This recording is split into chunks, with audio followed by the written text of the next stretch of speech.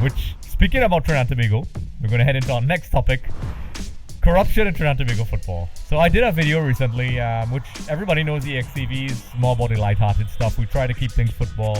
But as I said in the intro, there's certain topics that we can't avoid. Football is a game we know and love, and it's in utter chaos. And, many things are happening. The normalization committee had to come in. People have their opinions on that. All these things are coming out in the public, people saying things on social media and so on. And our job is not really to attack or criticize anyone, but just speak about what's happening. So, the latest thing is Peter Miller gave us a release stating his opinion on the situation with William Wallace and so on.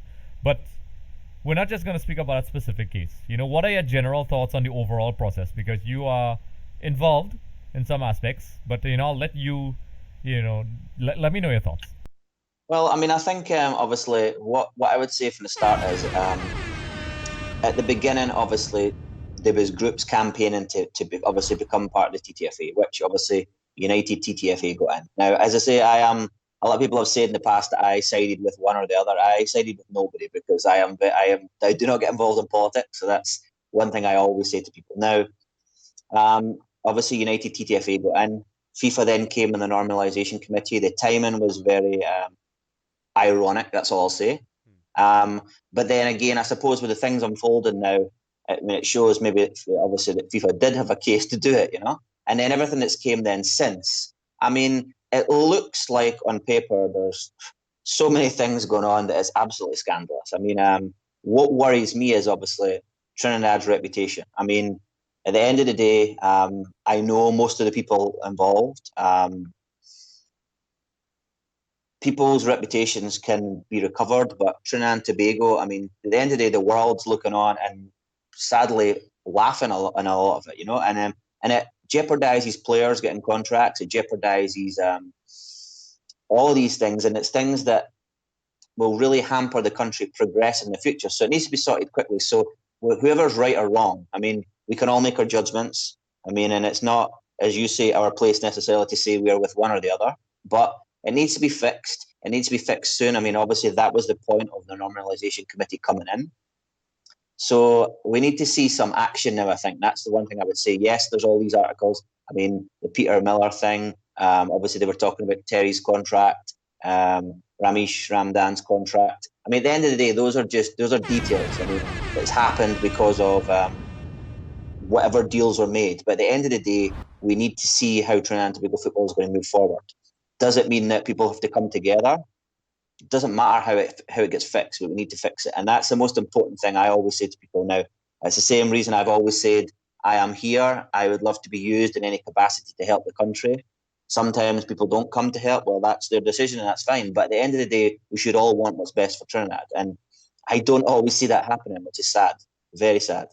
Yep, it's such a slippery slope. I always said, and people who know me, you could go and track back in my Twitter and so on, I've always been consistent as a fan of the game. Forget the media and, football, because we both worked, you work in and I've worked in football before. One of the problems I've always stated, the corruption with Trinidad and Tobago is well documented. If people do the research, they'll find it.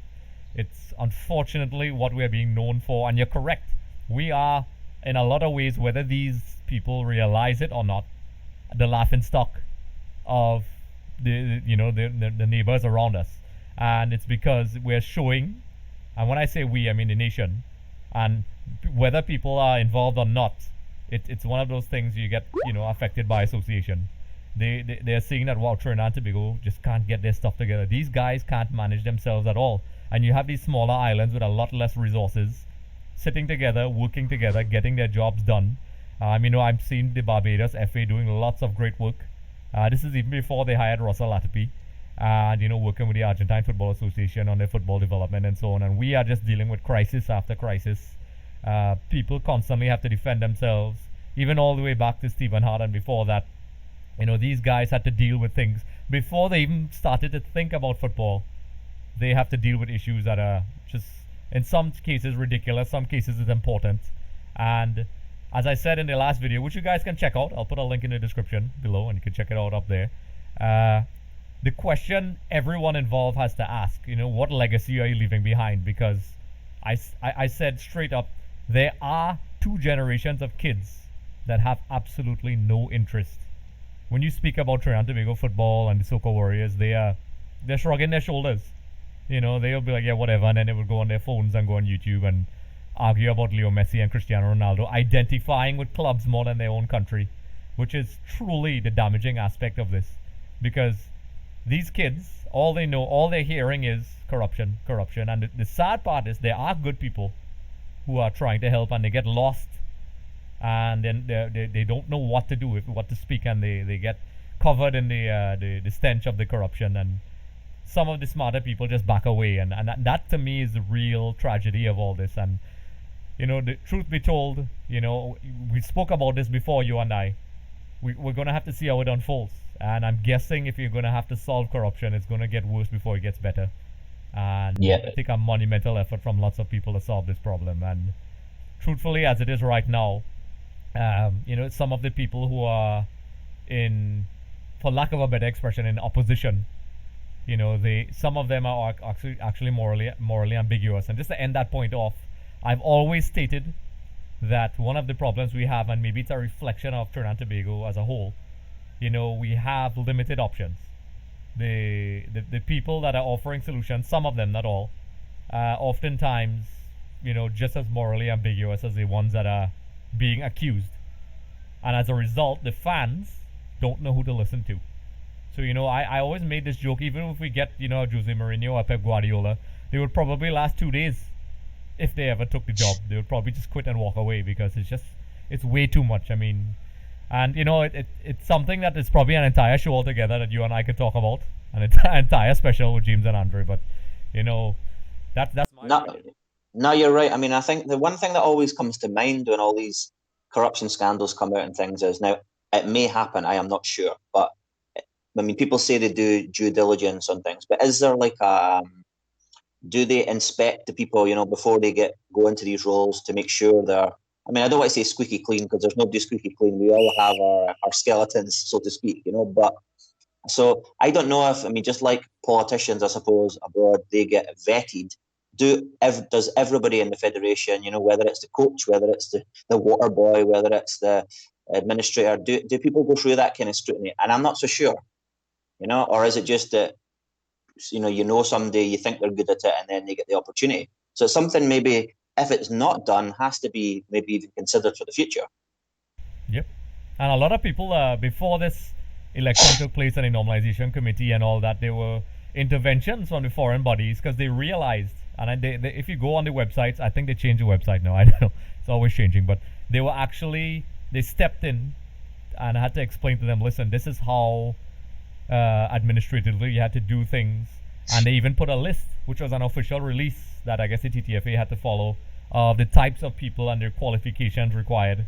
And I mean, that is scary that, an organization in this modern era has to be taught that. And that raises many questions. We have to hire people that are not just who were involved in football for many years. These people have to be able to do our job and also have a morally sound, compass. Yeah. Any job, if you're going to apply to a job anywhere, you send a CV and you have to prove that you're capable on the job. And also the KPIs, there are lots of people in football who have been here for many years, many years, and this is nothing new. You evaluate people by their performance. If a coach is not performing well, whether you like him or not, you're going to have to ask the hard questions. Is this the right guy or gal for the job? If you're doing marketing, if you're doing the financial aspects, and this, that what you're saying about the screening process, is it that, and some people ask me this off air, is it that our options are so limited that everybody's corrupt? And I kind of felt sad when a person asked me that question, because this is a young individual, a young player who played at the secondary school's football. Their thing is that everybody's corrupt and these people don't care about me, and that's really the sad thing. I do not believe that. I think I have been here, 10 years, on and off for 12 really, and there's a lot of good people here. I am not saying, for example, for any minute that some of the people involved there are not good people. I don't mean that, but what I'm saying is, to me, Trinidad has way more good than the bad. So I mean, that we need to just get our house in order. That's all, you know. And the other thing is everybody has to be on the same page, you know, and that's one thing I don't always see with the TTFA. We have to all have one goal. At the end of the day, every person in Trinidad and Tobago should want Trinidad and Tobago to go to the World Cup, to go to the Olympics, to go to this, to go to that, you know. And sometimes we hear, I mean, even if you're a coach and you're not coaching the national team, all the coaches in the Pro League should be wanting the same thing. And I don't always see that, whether it's a coach or a player or a physio. So there seems to be a little bit of, whether it's resentment, jealousy, whatever it could be, but we should all want Trinidad and Tobago to do the best they can do. Correct. And I absolutely spot on. In my interactions at the club level, at international level, I've seen it. You know, the overall good of the game clearly is secondary for a lot of these guys. I always use this saying, it's almost as if I'm not in charge, I'm going to do everything I can to not make it work. And the thing is, we need to, and maybe the journalists as well have to take some responsibility as well, because it's not just the football guys, the media as well, the sporting personalities as well, even the players, former players, they need to ask themselves, listen, in organizations, they are always going to meet people that have, you know, issues. That is not a new thing. But apparently it seems with our football at least, it goes beyond that. You know, there are cliques, and if this person is affiliated with the wrong person, you know, they get isolated, they get blacklisted. It's scary. I mean, we have seen it in world football before. I mean, for example, I mean, even on I suppose a lower scale in terms of teams going to World Cup. Remember, England went to the World Cup. They had a great squad, and we heard about squabbles in the dressing room, staff, all these things, and it does happen. I mean, we heard it with Germany as well, I think, at one of the last World Cups. So, I mean, it does happen, but I think now it seems to be very much an administrative battle, you know? Because at the end of the day, we have to remember, I mean, Terry Fenwick's been involved since, I think, November or December, and they've not kicked the ball yet. There's been no football, which is bizarre. You know, I mean, obviously COVID came in and that was a big damper on it, but there's been no football. So, I mean, with all this scandal, you can't judge MD during this time. I mean, especially coaching staff. So it's a bad situation, and it's been made bad with obviously the current world climate as well. Yep, and this is a question I didn't plan to ask, but you know, coaches are evaluated on their performances in games primarily, and as you said, a ball has not even been kicked yet, and he has had to face, whether you believe it or not, that's not even the issue.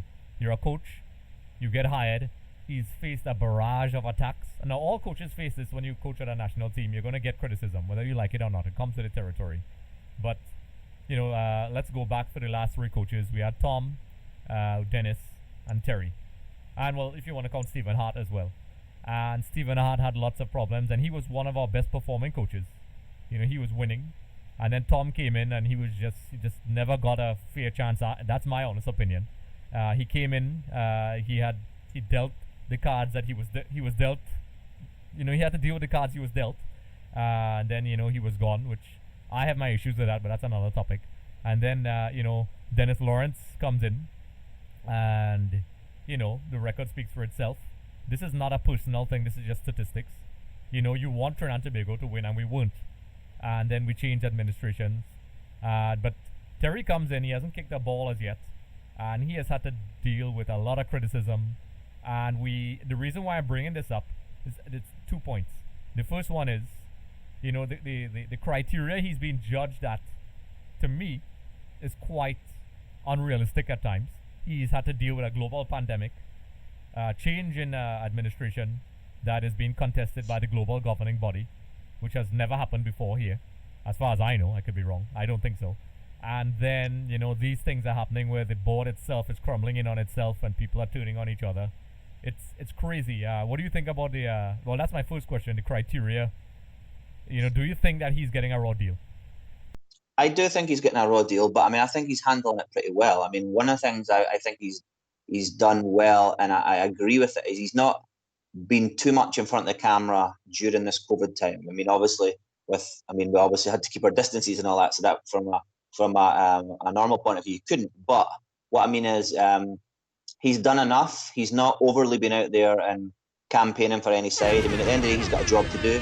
he's doing it. I mean, obviously they started training a couple of weeks ago. I didn't see there was any problem with it. I thought it was good to get the younger players back out there and training. Everything was done, proper protocols. So I think he's handled it really well. I mean, at the end of the day, he's an experienced guy. He's been to World Cups with England. He's coached, all over the place. So I mean, I think he's handled it very well. But at the end of the day, any natural human being, when their character or their surroundings gets attacked, I mean, there will come a time that if it continues, we will really see, the real Terry Fenwick, in a sense. We don't know, for example, it depends what is brought up next, But to me, he's handled it brilliantly so far. And even when you're talking about the other coaches, I mean, the sad reality is every single one of those coaches is an excellent, excellent top coach. I mean, I had the chance to, obviously, I know Stephen Hart very well. He did excellent, in my opinion, with Trinidad. He was, as you say, he got a raw deal. I mean, I was actually supposed to be on Tom's coaching staff, as you are aware. I know Tom very well. We've known each other for years. Excellent, excellent coach. He's now doing a great job with Senegal. And then even Dennis, I mean, when Dennis got the job, I was surprised, but I got to do some coaching courses with Dennis and got to meet him. I know him very well. And to me, the results didn't go in his way, but as a coach, the knowledge he has is tremendous. And then again, we know, obviously, Terry's his background. I think Terry knows the local game wonderfully, knows the players, he knows the styles. So to me, Trinidad should be hugely up the rankings with the coaches they've had.